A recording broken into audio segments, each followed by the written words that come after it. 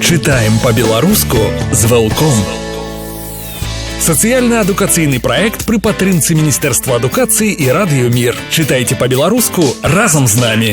У эфіры вядучы праграмы «Падарожжа дылетанта» Юрый Жигамонт. Верш Максима Богдановича «Зимой».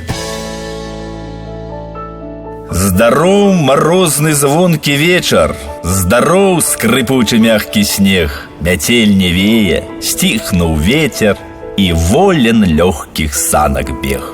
Як мары белыя бярозы пад сінявой начной стаяць, у небе зоркі ад марозу пахаладзеўшыя дрыжаць.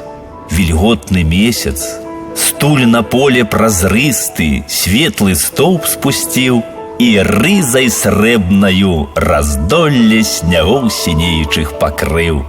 Взрывайце ж іх санямі коні, звіні вясёлых бомаў медзь, вакол летуць бары і гоні, у грудях пачала кроў кіпець. Читаем по-беларуску з Вэлком.